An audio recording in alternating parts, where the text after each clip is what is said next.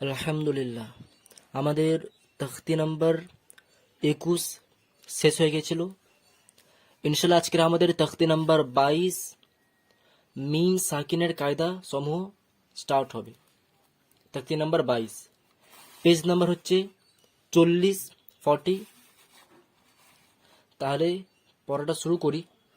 বলে দিই যে পুরো বইটাই কায়দা যেভাবে আছে, আমি কায়দা হিসাবে মানে বইয়ের ভাষায় কিছু বোঝাই না, কায়দাগুলো আমি নিজের ভাষায় বোঝাই। ঠিক আছে, তাই জন্য বোঝানোর নিয়মটা আলাদা হতে পারে, কিন্তু পড়ার সময় সব একই হয়ে যাবে। ঠিক আছে, তাহলে শুরু করা যাক।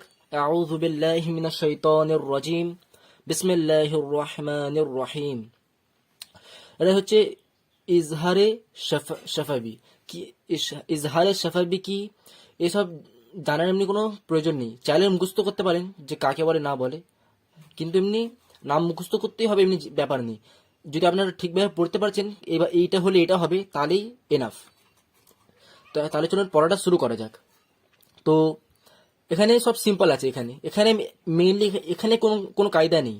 কায়দা স্টার্ট হচ্ছে আমার এখান থেকে, এই জায়গা থেকে। ঠিক আছে, এখানে কোনো কায়দা নেই। তো দেখা যাক পরে কি আছে। তো হায় পেশ আছে, মিমে সাকিন আছে, তো মিমটা হায়ের সঙ্গে যুক্ত হবে। হা মিম পেশ হোম ফা ইয়াজির, কারণ ইয়ায় সাকিন আছে, তো ইয়াটা ফায়ের সঙ্গে যুক্ত হবে। ফা ইয়াজির ফি, হা আলিফ জবর হা, ফি হা, হুম ফি হা, হুম ফি হা। ঠিক আছে, তো এখানে কোনো সিম্পলি পড়লাম, এখনো কোনো কায়দা ফলো করলাম না, আগের মতোই সিম্পলি পড়ে গেলাম। ঠিক আছে, তো এখানে মেন কি দেখবো আমরা? আমরা এখানে এটা দেখবো যে আমরা তো এটা শিখেছিলাম ইখফা কায়দায় তখতি নাম্বার 10-এ, যে নুনে কখন ইখফা করতে হয়, ইখফা করতে হয় না, নুনে কখন গুন্না করতে হয়, গুন্না করতে হয় না। আমরা এতক্ষণ পর্যন্ত এটা দেখলাম। আনতামুনযিরু, এই যে আমি পড়েছি, এখানে আন নুনে ইখফা করলাম, তাই না? তো এখানে অমনি মিমেও গুন্না টাইপের হয় একটা, মিমেও কিন্তু কখনো হয় কখনো হয় না। মিমে খুব কম টাইমে গণ্যা টাইপের হয়, বেশিরভাগ টাইম মিমে গণ্যা হয় না। তো কখন নর্মালি কোনো টাইমে গণ্যা হয় না, একটা দুটো টাইম আছে যেখানে গণ্যা হয়। তো কখন কখন গণ্যা হয় ওটা আমি নেক্সট ক্লাসে বলবো যে মিমে কখন গণ্যা হয়। কিন্তু আজকের যে ভিডিও আছে এটা মাথায় রাখবে, গণ্যা হবে না, সিম্পলি পড়ে যাবো। তাহলে জানা গেল যে বেশিরভাগ টাইম কখনোই মিমে গণ্যা হয় না, একটা দুটো টাইমে গণ্যা হয়। কখন কখন গণ্যা হয় ওটা আমি কালকের মানে নেক্সট ক্লাস আর তার পরের ক্লাসে বলে দেবো। ব্যাস এইটুকুনি কথা। তো আজকে সিম্পলি পড়ে যাবো, আজকে কোনো অসুবিধা হবে না। হুম ফি হা, তারপরে লাম জবর লা, কাফ মিম পেশ, কারণ মিমে সাকিন আছে, মিমটা কাফের সঙ্গে যুক্ত হবে। কাফ মিম পেশ কুম, লাকুম, দাল ইয়াজির, কারণ ইয়ায়ে সাকিন আছে, দাল ইয়াজির দি, লাকুম দি, নুন পেশ নু, দি নু, কাফ মিম পেশ কুম, কারণ মিমে সাকিন আছে, মিমটা কাফের সঙ্গে যুক্ত হবে। কাফ মিম পেশ কুম, দিনুকুম, লাকুম দিনুকুম, লাকুম দিনুকুম। তারপরে লামে জবর আছে, মিমে সাকিন আছে, তো লাম মিম জবর লম। তারপরে লম, ইয়ায় জবর আছে, আর এটা হচ্ছে লাম, কারণ বাম দিক ঘুরছে এটা নিচে গিয়ে, এটা লাম। আর লামে সাকিন আছে, তো লামটা ইয়ায়ের সঙ্গে যুক্ত হবে। ইয়া লাম জবর ইয়ল, লম ইয়ল, বায় জির আছে, বাজের বি, সিন ওয়াও পেশ, কারণ ওয়াওয়ে সাকিন আছে, সিন ওয়াও পেশ সু, ইয়ল বি সু, লম ইয়ল বি সু, লম ইয়ল বি সু। এখানে ওয়াও যুক্ত হয়ে গেল, তো পরে আলিফ আছে, আলিফের কোনো কাজ হবে না।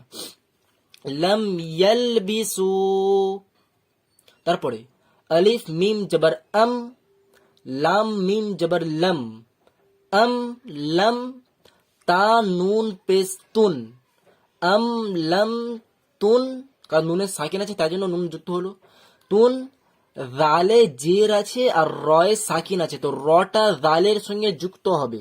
রাল র জের জের, তুন জের, হা মিম পেশ হুম, তুন জের হুম, আম লম তুন জের হুম, আম লম তুন জের হুম।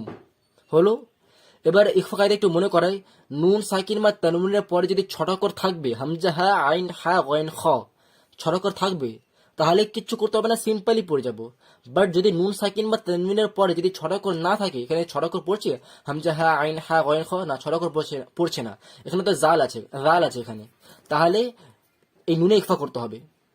যদি ছটা অক্ষর থাকে তাহলে সিম্পলি পড়ে যাবো, কিচ্ছু করতে হবে না।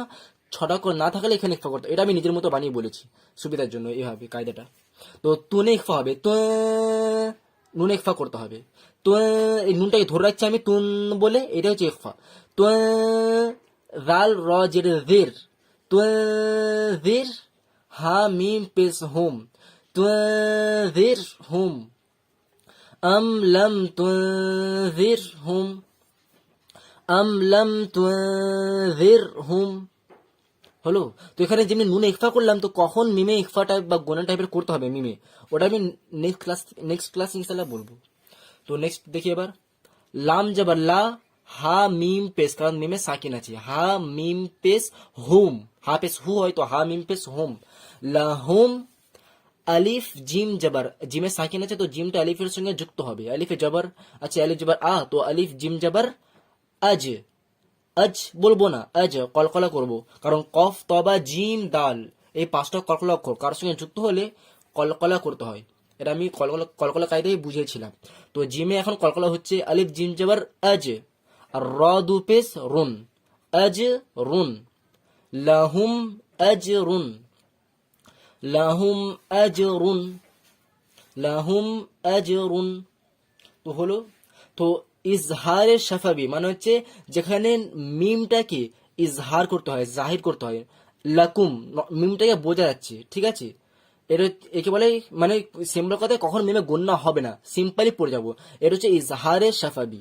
নাম মুখস্থ করতে পারেন, নাম মুখস্থ করলে অমনি অসুবিধা নেই, ঠিক আছে। তো আজকের এতটাই থাকবে, কোনো ডিফিকাল্ট নেই, কোনো কায়দা নতুন পড়ে নিয়ে আজকের কায়দায়। কোনো প্রকার ডাউট হলে অবশ্যই কমেন্টে জিজ্ঞাসা করবেন। ওয়াসসালাম।